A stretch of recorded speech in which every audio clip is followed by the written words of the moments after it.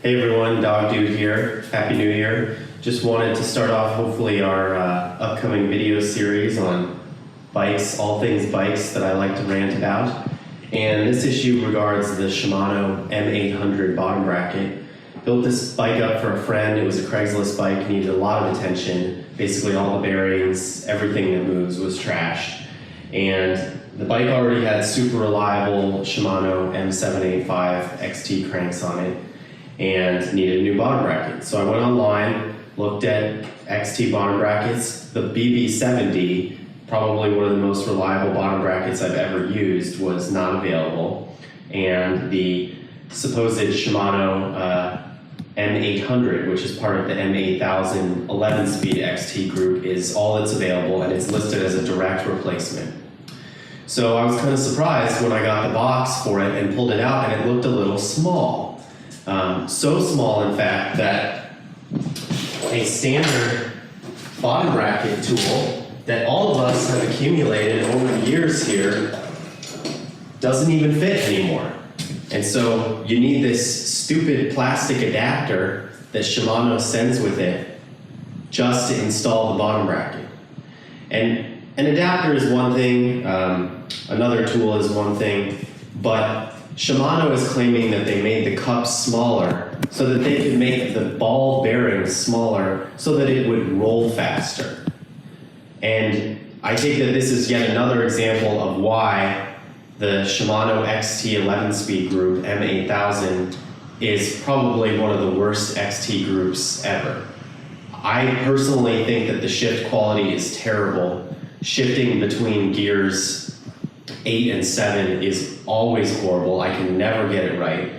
And the irony of it is probably one of the best groups ever is the preceding group, M785 10-speed.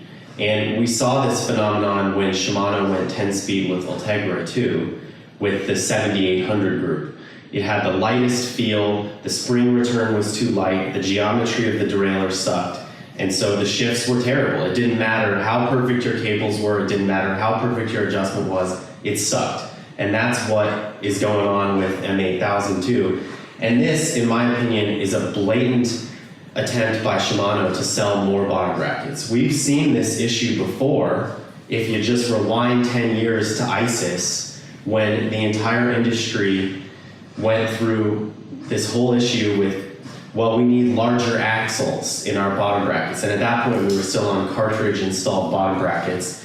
And at the time, I was in college. I only weighed 135 pounds. And I was literally crushing the ball bearings in bottom brackets probably every 3 months on ISIS cranks, which is ridiculous.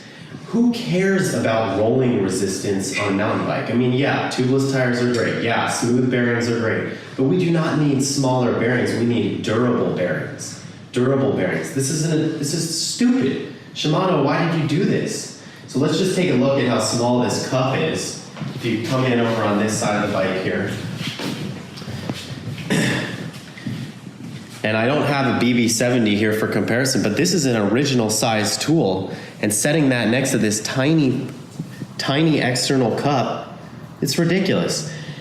And at a time when we're already dealing with an insane number of bottom bracket standards, first we went from cartridge to external because of the ISIS debacle. Then we went from external to press fit.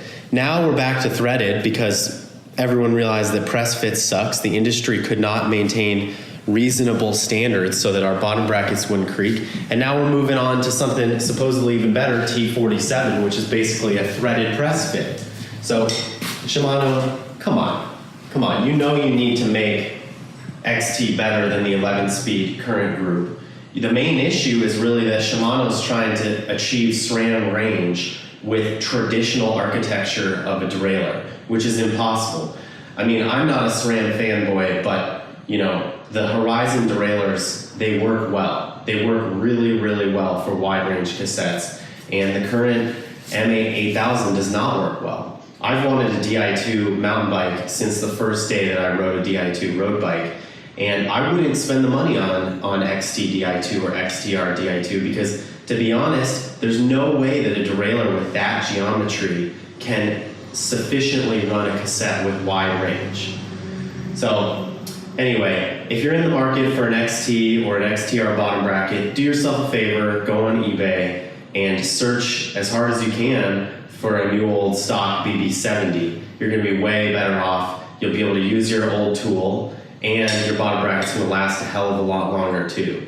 I have a BB-70 that did 3/4 of the Great Divide route through atrocious conditions in Canada and got home, still spun smooth. I can almost guarantee that this bottom bracket will not do that. And I feel sort of weird about sending it out of my shop under, obviously a very extra large rider who I suspect is going to crush this thing in a few months. But personally, I'm going to go on the search for extra BB-70s because I love Shimano cranks and they're otherwise amazing with a great design, easy to set preload, awesome pinch bolt setup on the left side.